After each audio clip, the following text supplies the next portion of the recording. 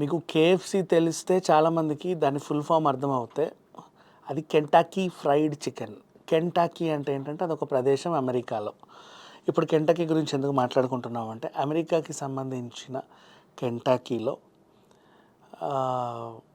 ఒక పర్టికులర్ ఏరియాలో హోలీ లా ఫెవర్స్ అనే ఒక ఆవిడ లియామ్ అనే తన కొడుకుతో నివసిస్తుంది.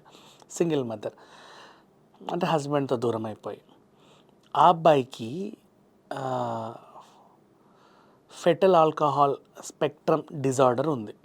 ఫెటల్ ఆల్కహాల్ స్పెక్ట్రమ్ డిజార్డర్ అంటే ఏంటో ముందు తెలుసుకుందాం.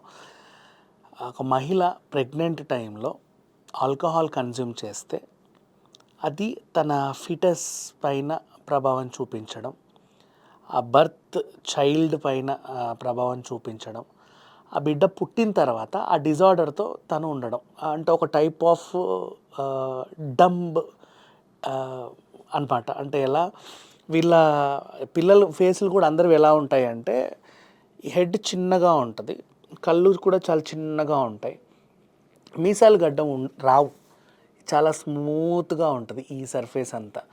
ఈ మిడ్ ఫేస్ అనేది కొంచెం ఇట్లా ఫ్లాట్గా ఉంటుంది ఇట్లా. అండ్ అప్పర్ లిప్ చాలా సన్నగా ఉంటుంది, క్యూట్గా చిన్న ఉంటుంది, ఇట్లా ఉంటారనమాట. అండ్ చిన్న హెడ్, అందరూ అలాగే ఉంటారు, ఎక్కువ ఎదగరు. అండ్ వీళ్ళకి ఏంటంటే చాలా ఏం చేస్తున్నారో ఏంటో ఏం తెలియదు, ప్రతిదానికి ఉత్సాహం ఎక్కువ, అతి ఉత్సాహం ఎక్కువ. ఏదన్నా పని చెబితే దాన్ని ఇంకా ఎక్కువ చేయాలి, ఇంప్రెషన్స్ కొట్టేయాలి, ఎవరు వచ్చినా నన్ను బాగా మెచ్చుకోవాలి, నా గురించి బాగా మాట్లాడాలి, నన్ను ఎక్కువ ప్యాంపర్ చేయాలి, ముద్దు చేయాలి అన్నట్టుగా ఉంటారు. ఇట్లాంటి కొడుకుని పెంచిన తల్లి తన కొడుకున్న ప్రాబ్లమ్ని డాక్టర్ దగ్గర చూపిస్తే ఈ పిల్లోడికి ఏది నచ్చితే అది చేయనివ్వండి. ఇప్పుడు ఏదైనా లాక్కున్నాం అనుకో, ఆ రోజంతా ఏడుస్తూనే ఉంటాడు వాడు, ఇంకేమీ తిండు, ఇంట్లోకి వెళ్ళిపోతాడు, వీళ్ళందరూ నన్ను ఏదో చేస్తున్నారని. అంటే ఆ టైప్ ఆఫ్ డిజార్డర్ అనమాట. ఇట్లాంటి పిల్లోడికి ఏం జరిగింది, ఒక మంచి సిట్యువేషన్, అంటే మంచి సిట్యువేషన్ అంటే ఒక సరదా సిట్యువేషన్, లేదు అల్లరి అని కూడా ఏమనలేము.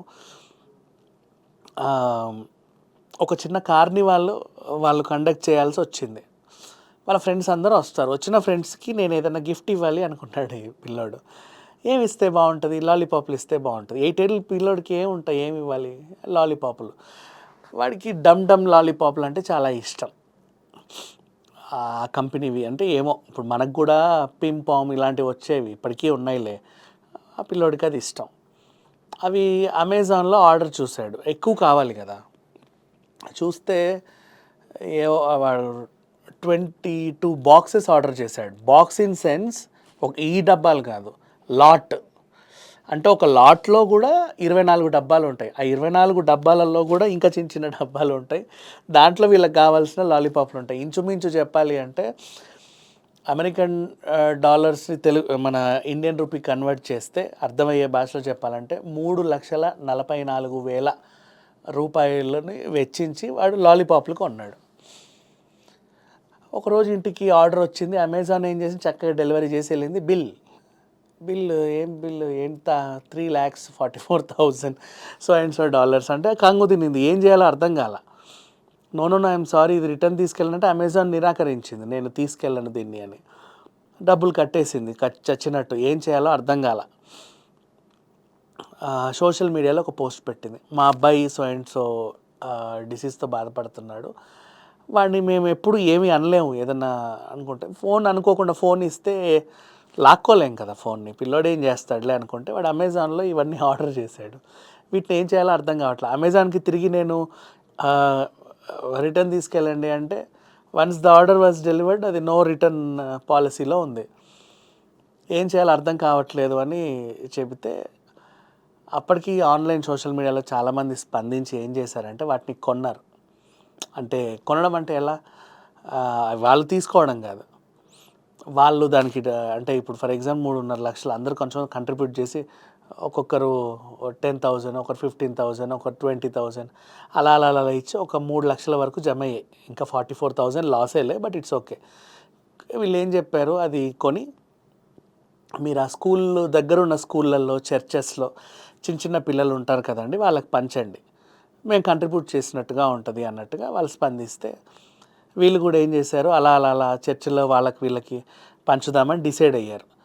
ఈ వ్యవహారం కూడా అమెజాన్ దగ్గరికి వెళ్ళింది. అట్లా హ్యాష్ ట్యాగ్ ట్రెండ్ అయ్యి అమెజాన్ మళ్ళీ స్పందించి, అమ్మ మీకు జరిగిన నష్టాన్ని మాకు ఇప్పుడు అర్థమైంది. ఇది నో రిటర్న్ పాలసీలో ఉండడం వల్ల మేము దాన్ని వెనక్కి తీసుకోమన్నాం, కానీ సిట్యుయేషన్ని మేము అర్థం చేసుకోగలము. పర్వాలేదు, ఇప్పటి వరకు మీరు ఎంతైతే జనాల దగ్గర నుంచి కంట్రిబ్యూషన్ వచ్చిందో అంతవరకు మీరు ఆ సరుకుని పనిచేసి ఆ రిమైనింగ్ ఏదైతే ఉందో మాకు రిటర్న్ చేయండి, మీకు నేను రీఫండ్ ఇస్తాను అని అమెజాన్ కూడా ముందుకు వచ్చింది. సో ఇదొక సరదా సిట్యువేషన్. చాలామంది పిల్లలు ఉంటారు. అంటే ఈ అబ్బాయి డిజార్డర్తో బాధపడ్డాడనే ఈ సిట్యువేషన్ జరిగిందని కాదు. కొంతమంది పిల్లలు ఎక్కువ మారం చేస్తే మనము ఏదైనా లాక్కుంటే అరుస్తాడనో ఏడుస్తాడనో, పోనీలే అని చెప్పి మనం ఫోన్లు మాత్రం ఇవ్వకండి. ఫోన్లు ఇస్తే మీకు ఏమవుతుందంటే ప్రాబ్లము, లేదా ఒకవేళ ఇచ్చినా మీ ఆన్లైన్ ట్రాన్సాక్షన్స్కి సంబంధించిన పాస్వర్డ్స్ దాంట్లో ఏమీ లేకుండా చూసుకోండి. కొంతమంది ఆల్రెడీ సేవ్డ్ పెట్టేస్తారు. పిల్లడు ఏదో ఒకటి ఆర్డర్ చేసి పెడతా ఉంటారు. వాళ్ళకి ఏది నచ్చితే అది ఆర్డర్ చేస్తాడు. అమెజాన్ ఏమైంది, వాళ్ళు రేపు అందరికీ దగ్గర. మనం చేస్తుంటే కూడా చూస్తూ ఉంటారు కదా, ఏవేవో వస్తూ ఉంటాయి వింత వింత ఐటమ్స్ అన్నీ ఇంటికి. వాటిని ఏం చేయాలో కూడా అర్థం కాదు. గతంలో ఇలాంటి సిట్యువేషన్స్ చాలా జరిగాయి. చాలామంది పిల్లలు ఏవేవేవో ఆర్డర్ చేశారు, అవి రిటర్న్ తీసుకోలేక చాలామంది తర్జన భర్జన పడ్డ సందర్భాలు కూడా ఉన్నాయి. సో ఇప్పుడు ఇదొక సిట్యువేషన్. ఎప్పుడైనా సరే మన పిల్లలకి, అంటే వాళ్ళ మెంటల్ స్టేటస్ బాగున్నా బాగాలేకపోయినా, మీ ఫోన్లు ఇలాంటివి ఇస్తున్నారు, కొంచెం చూసుకోండి అంతే. Thank you so much.